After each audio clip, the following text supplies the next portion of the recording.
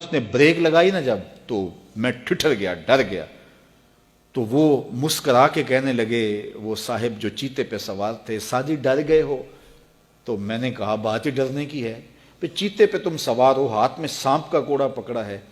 تو سادی فرماتے ہیں وہ بزرگ مسکرا کے بولے، سادی تو خدا کا ہو جا، خدا کی خدائی تیری ہو جائے گی۔ تو ہو کے تو دیکھ ان کا، پھر نوکر ہو جائے گی ساری خدائی تیری۔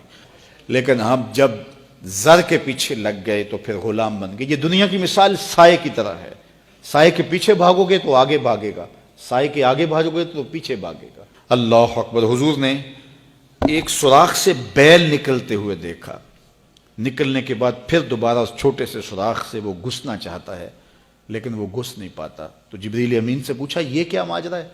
عرض کی یا رسول اللہ صلی اللہ علیہ وسلم، یہ اس شخص کی مثال بیان کی گئی ہے جو زبان سے بڑا بول بول بیٹھتا ہے اور پھر اس کو واپس لینا چاہتا ہے تو وہ نہیں لے پاتا۔ جو آپ بول دیا پھر وہ واپس نہیں ہو سکتا، اس لیے بولنے سے قبل سوچ کے بولنا چاہیے۔ یہ بہت سارے تیر زبانوں کے، کچھ لوگوں کی عادت ہوتی ہے کہ وہ فٹ بول دیتے ہیں، وہ یہ نہیں سوچتے اس سے کسی کا دل دکھ جائے گا۔ اور بعض لوگوں کے رویے یہ ہوتے ہیں کہ سچا بندہ کھرا ہوتا ہے، کڑوا ہوتا ہے تو وہ ہمیشہ ہی کڑوے رہتے ہیں۔ یہ کون سی بات ہے؟ رسول اللہ سے بڑا سچا کوئی نہیں تھا، حضور سے میٹھا کوئی نہیں تھا۔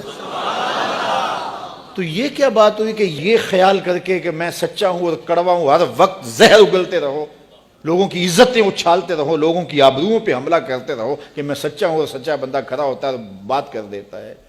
اپنی گفتگو کو کنٹرول میں کرو، کسی کا دل نہ توڑو، کسی کے دل کو اذیت نہ پہنچاؤ، خلق خدا کی بہتری کا سوچو، خود سہ لو اپنے اوپر لیکن کسی کو تکلیف نہ پہنچاؤ۔ اللہ کے محبوب علیہ الصلوۃ والسلام جب ناراض ہوتے تھے تو اللہ کے محبوب علیہ السلام کے چہرے سے صحابہ پہچانتے تھے کہ حضور غصے میں ہیں۔ کوشش حضور کی ہوتی کہ کچھ نہ کہا جائے، اور اگر حضور علیہ السلام کچھ کہنا چاہتے تو پھر آقا کریم علیہ السلام اجتماعی طور پہ کہتے ہیں کہ بعض لوگوں کا یہ خیال ہے، ایسا نہیں ہے، ایسا ہے، تاکہ اس کو دیکھو کئی لوگ بھرے مجمع میں ایک شخص کو ٹارگٹ کرتے ہیں، ایسا کرنے سے اس کی عزت ہی باقی نہیں رہتی۔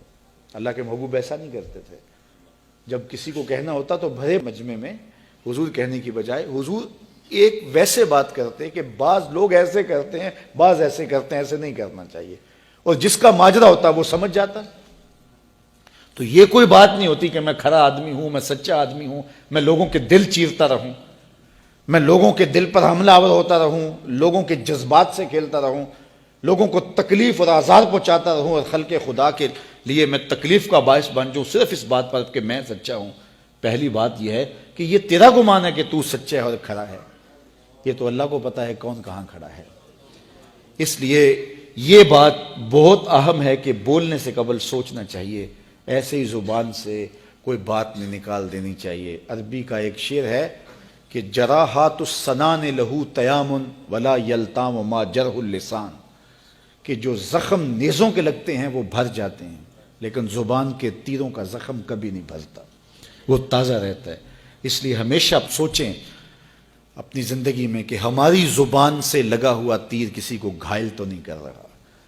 اور کچھ لوگ ایسے ہوتے ہیں کہ وہ مر بھی جاتے ہیں لیکن ان کی زبان سے نکلے ہوئے تیروں کی زہر افشانی ختم نہیں ہوتی، اور کچھ لوگ ایسے ہوتے ہیں ان سے اختلاف بھی ہوتا ہے لیکن اس کے باوجود کوئی ایسا جملہ نہیں ہوتا ہماری جانب ان کی طرف سے آیا ہوا جو ہمیں تکلیف دے۔